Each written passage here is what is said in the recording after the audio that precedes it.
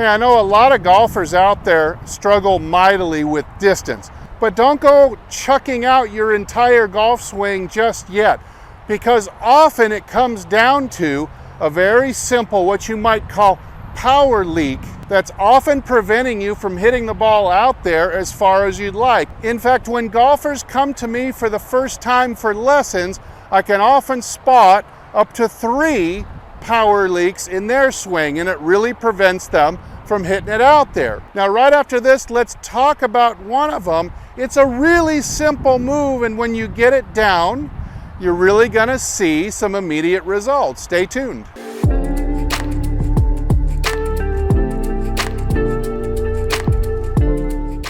Hey, this is Steve with HitItLonger.com. I continue my journey to hit the ball longer and straighter than I ever have before.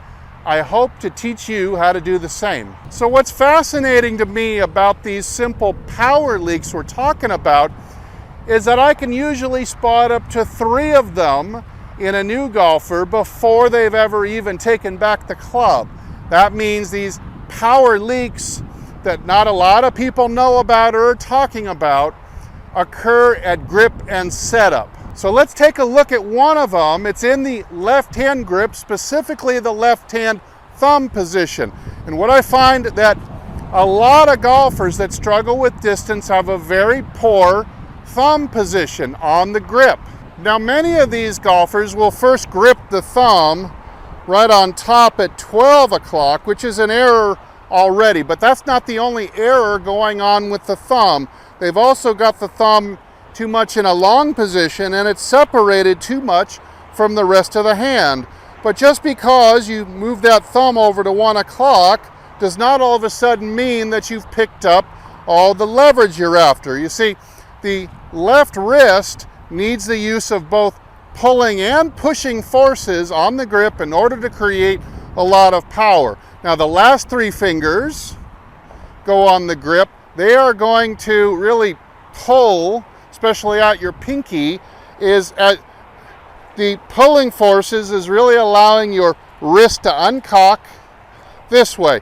But imagine trying to hammer a nail without your thumb on there. The thumb is providing the corresponding pushing force as it pushes down into the grip.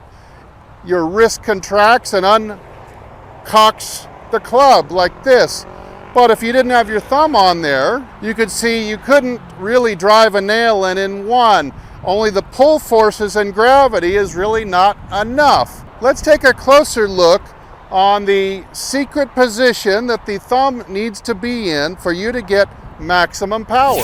All right, so now looking closer at the left-hand grip, I want to show you just a simple kind of top secret way to position your left thumb. A lot of people want to have a gap between the second finger and the thumb. You see this big gap that's here, and they'll either put their hand on at 12 o'clock, which is really no good. You see the big gap right there. You also see they tend to have kind of a long thumb, even going over to 1 o'clock. You've probably read in some books or magazine articles that you're supposed to have your thumb around 1 o'clock. The problem is that this big gap is still right there. So you really want not your hand, your thumb, to be like this, but you really want to take this thumb and attach it, connect it like this. You got to kind of squeeze it in and attach that first joint or that second joint of the thumb from here to here and make a tight crease just like this. And notice I've got a little V at the bottom there. But we're getting a crease. That's the thumb position. I'm also scrunching it a little bit. Watch how I'm doing that. There's a long thumb, and I'm kind of sucking that thumb in a little bit like this as I attach it. You can see if I turn this way, you can see that little bit of an extension in this last thumb segment, just like that. And I turn it and it looks just like that. So now that's how I'm going to put my thumb on there. Now, it's going to fit at 1 o'clock, but all of a sudden, my hand has come over the top to kind of match it because I'm keeping the thumb married, keeping it a little bit scrunched. This way, I can get push force out of this pad right here, this last pad. That is really going to allow us to crank that club head around with a lot of leverage. So what that means is we're turning effort into results. If you have your thumb at a strange spot, you could try to push with it really hard, but you're not really going to cause a response in the uncocking of the wrist like you will if your thumb is in an efficient spot, something like this. So that is a really good thumb. And now, as I come into the ball, I can really turn down that thumb and push to match up with the pulling force being done by my pinky and my last three fingers, and really torque that club around the hand for a lot of speed. So here's the poor grip that I often see.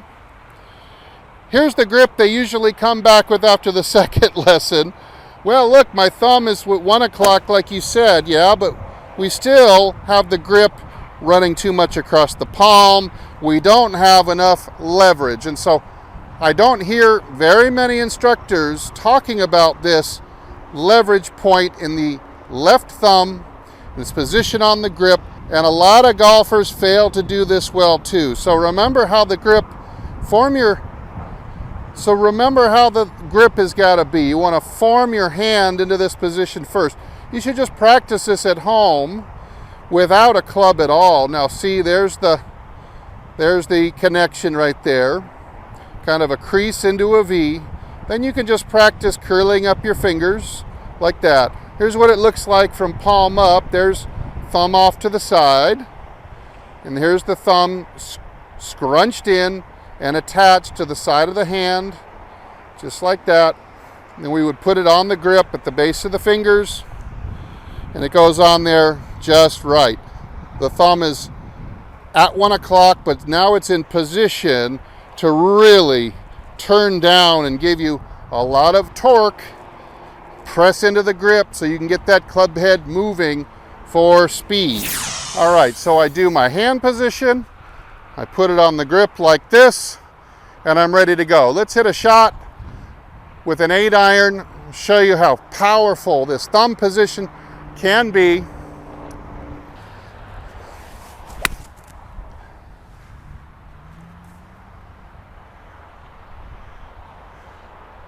So there's a good strong shot out there with an 8-iron. That kind of power is really useful when it comes to hitting the ball high and long with the iron, gets it to stop on the green quite nicely. And of course, imagine how far your tee shots are going to go when you get your thumb on there correctly and you start leveraging it to push and uncock the wrist and really sling that club in a bullwhip fashion.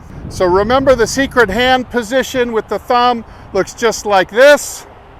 Hopefully you'll go out and give this a try, and it's going to work to give you a little bit more power. Practice it till you can forget it. Thanks so much for watching. I'm Steve, and as usual, I'll either see you in the next video or I'll see you longer and straighter down the fairway. Everybody take good care.